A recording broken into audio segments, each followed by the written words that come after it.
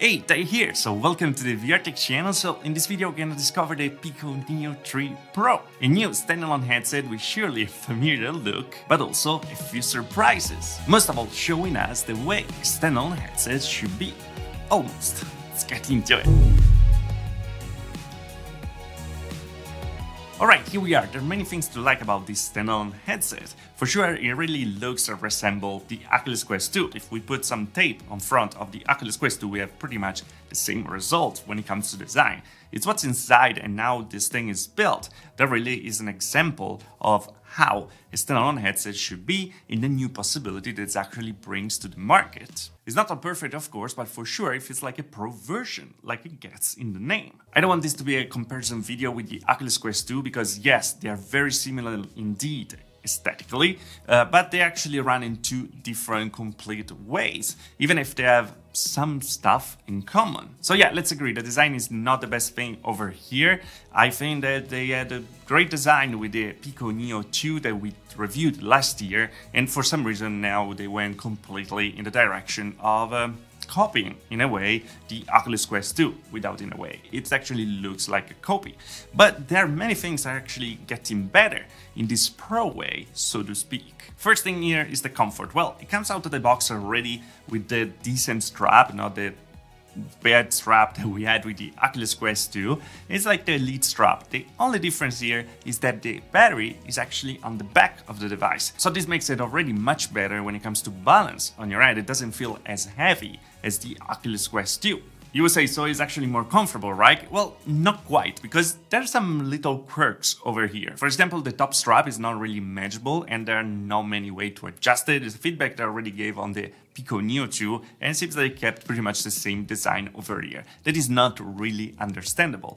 And then the front is very similar to what we had in the Oculus Go back in the days. The face cushion is very big and should be actually comfortable, but it's not very squishy. It kind of sits pretty hard on your face. Now, I don't know if it's gonna wear with the use after a long time. For now, I'm using it for around 2 weeks, and well, it's the same. It's not super comfortable. It kind of leaves some lines on there. Now, is this unbearable? Not really. It's not the most comfy headset. How dare, right out of the box, but what is at the end? It's almost there in comfort, just misses that tiny bit. Where this headset shines though is with their resolution and the lenses.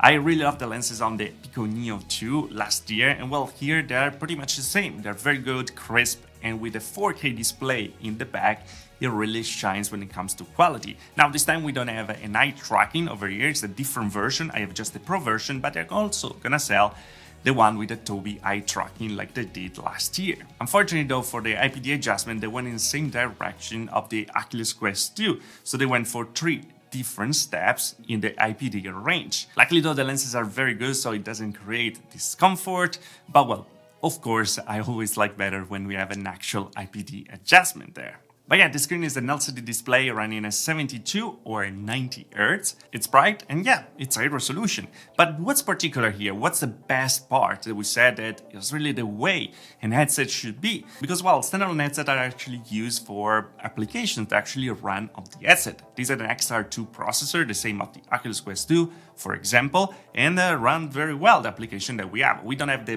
big catalog that we have on the Oculus Store, unfortunately, but some of the biggest games are already there. So again, what's particular here? What's the difference with the competition? Well, it comes from running PC VR games in a Pro mode.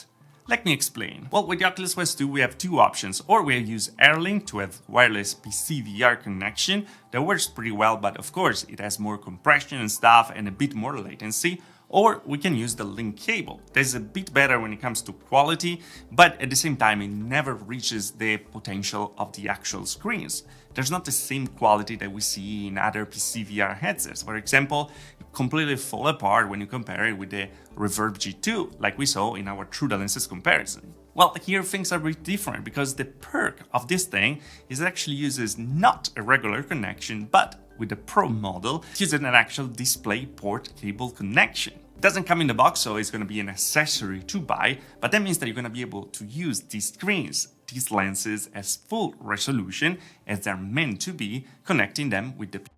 And it's super easy. You just download the app from the Pico website, you connect the cable, that headset gets turned completely on a PC VR headset, so the standalone part just disappear right away and you can run Steam VR without any problem. Also, the controllers, they can be recognized in 3 different ways as Pico controllers that don't have, of course, the same usability in all the games because it's a new controller design at the end of the day, as a Oculus Touch controllers, and that's super interesting because you're going to be able to play all the Oculus game, all the Steam VR games like you have Oculus Touch controllers, so everything is gonna work no matter what.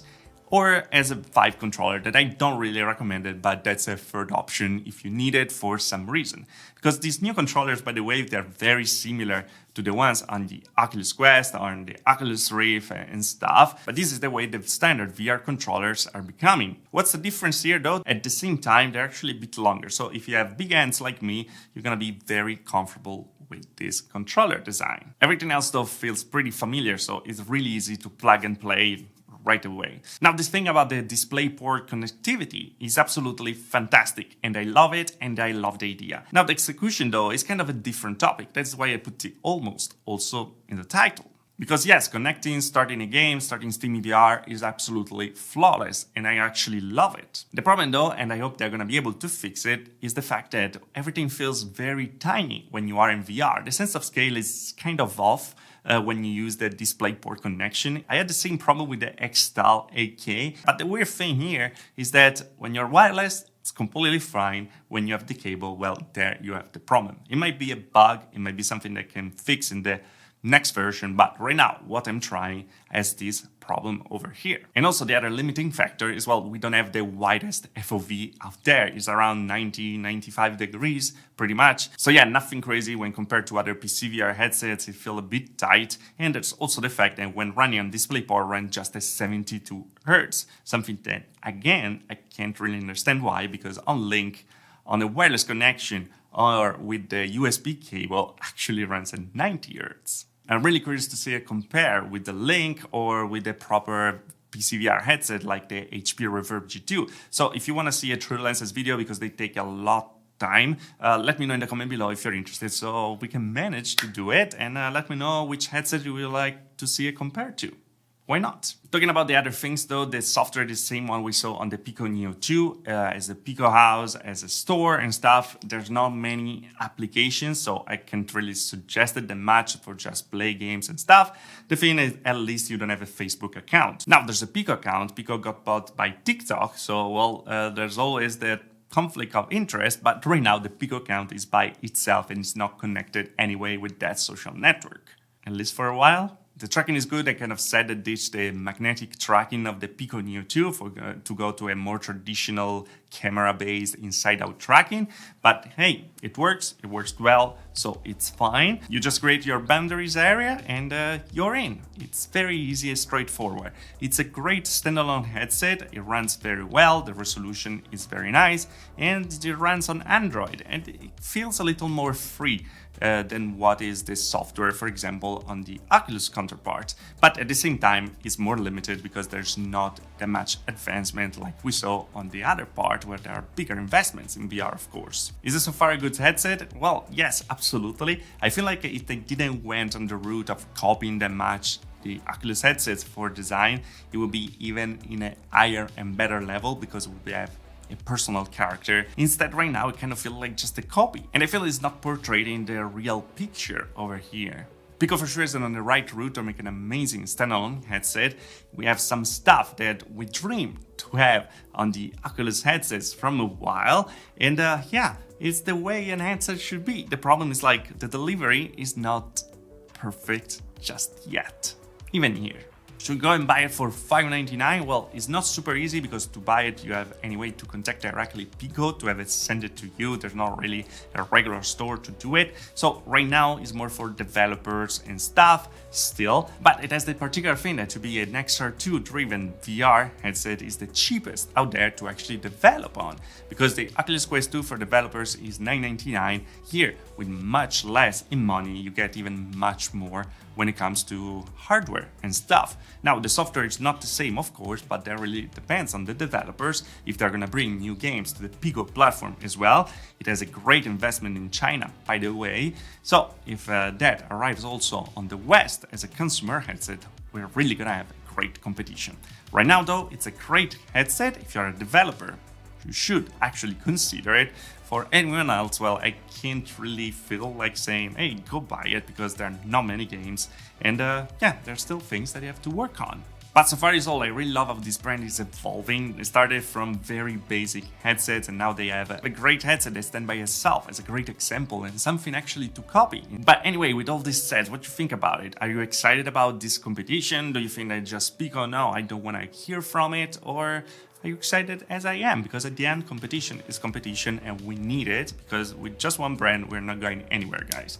But let me know what you're thinking about in the comment below. And as always, if you liked the video, like. If you didn't like the video, dislike. Subscribe to the channel for more VR tech. If you really love the channel, the join button down there. Later on further, also the Patreon. Thanks to all the patrons who joined the channel, of course. By the way, we also have a Discord. I'm not writing there from so long. I apologize for everyone in the Discord. It has been a very busy moment. I'm gonna be back very soon. Then we're gonna shuffle up stuff a bit, because we need to revive that, absolutely.